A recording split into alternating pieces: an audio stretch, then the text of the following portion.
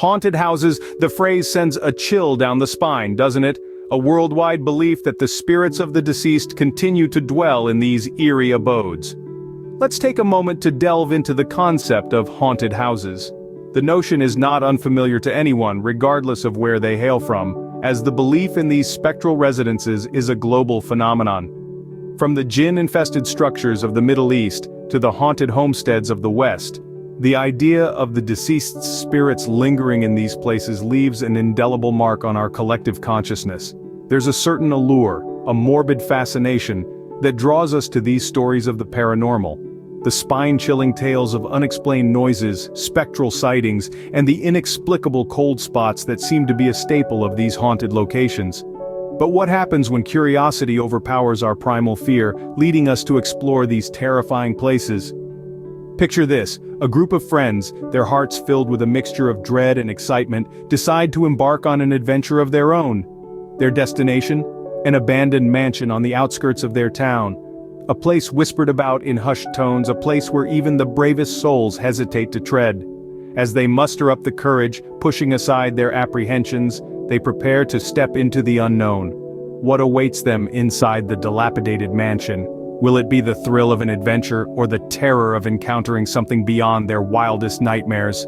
The heavy wooden door creaks open, beckoning them into the gloomy abyss. As they stepped into the mansion, strange noises echoed through the halls, and a chilling breeze seemed to follow them. Yet they press on, unaware of the harrowing journey that lies ahead.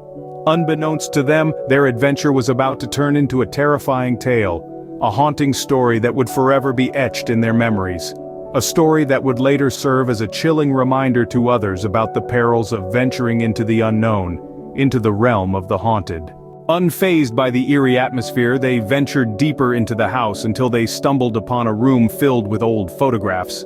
This room, hidden away in the depths of the house, was a time capsule of fear. Dusty frames with cracked glass covered the walls, each one holding a black and white photograph frozen in time. The images were of families, each different from the last. But what was striking was not the differences, but the similarity. Every face in every photo held the same expression, one of sheer terror. In the dim light, they leaned in closer, the silence punctuated only by the distant dripping of a leaky pipe. It was as if the very walls of the house held their breath as they examined the photographs. The eyes in the pictures, wide with fear, seemed to stare back at them, a silent plea for help echoing through the decades. Their curiosity piqued, they decided to investigate further. They felt an undeniable pull, a need to understand the terrifying story that this room was telling. Was this a record of the house's past, or a warning of what was to come? As they began to piece together the fragments of the house's history, a chill ran down their spines. The realization dawned on them that they were not merely observers in this tale of terror, they were now a part of it. Suddenly the room felt colder, the air turned heavy, as if charged with anticipation. A sense of dread washed over them, turning the blood in their veins to ice. The laughter and bravado from earlier seemed like a distant memory now, replaced by the crushing weight of fear. Just when they thought the room couldn't get any more unsettling, they heard something. Footsteps. Soft at first, then growing louder, the sound resonated through the silence of the house, echoing off the rotting walls. Their hearts pounded in their chests like a drum, matching the rhythm of the footsteps. The noise was coming from above. With a sense of foreboding, they looked up. The ceiling above them creaked ominously, as if bearing the weight of the unknown. The footsteps seemed to be beckoning them, drawing them towards the source of the sound. Suddenly the sound of footsteps echoed from above. Heart pounding, they cautiously ascended the creaky stairs to the attic. In the attic they found a journal belonging to the house's previous owner. The pages were yellowed with age, the ink faded, but the words still held a chilling clarity. As they began to read, the reality of the house's dark past came to light. The journal was filled with entries, each one more disturbing than the last. The previous owner wrote about a vengeful spirit that haunted the house. It was not just a ghost, but a specter of wrath, born from an injustice that had happened years ago. The friends felt their blood run cold as they delved deeper into the journal. The owner had written about strange occurrences, noises in the middle of the night, objects moving on their own, and a cold presence that seemed to follow him. Each entry was a testament to the torment he had endured. His words painted a horrifying picture of sleepless nights and a life filled with fear.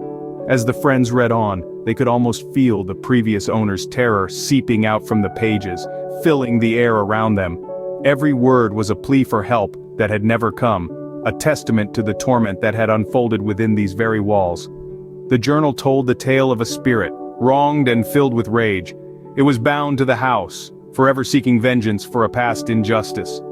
The friends realized that they were not just in an abandoned house. They were standing in the heart of a centuries-old haunting.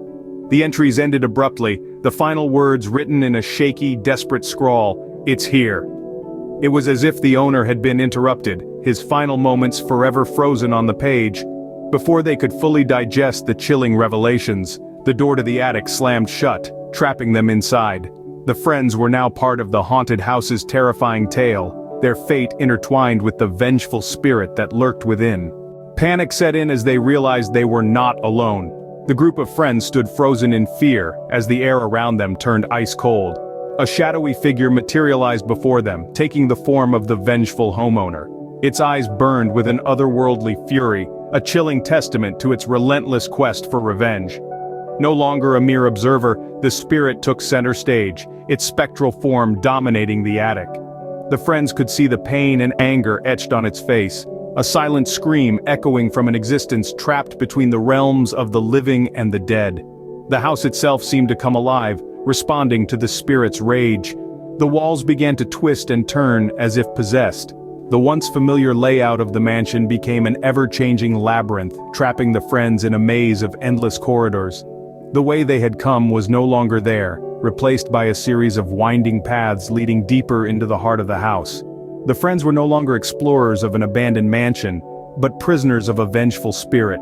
The chilling breeze from earlier now felt like an icy grip, pulling them further into the spectral trap. The once echoing footsteps were now drowned by the pounding of their own hearts, each beat a countdown to an unknown fate. As the friends frantically searched for an escape, the spirit seemed to grow stronger. It was as if the mansion itself was a vessel, channeling their fear into energy for the spirit. Their terror was no longer just an emotion, it was a tangible force, a dark cloud that filled the mansion and fueled the spirit's wrath. In the face of such relentless terror, the friends could only hope to find a way out, but the house had other plans. The once welcoming doors were now sealed shut, the windows showed nothing but an abyss of darkness, and the once comforting solidity of the floor seemed to ripple and shift under their feet.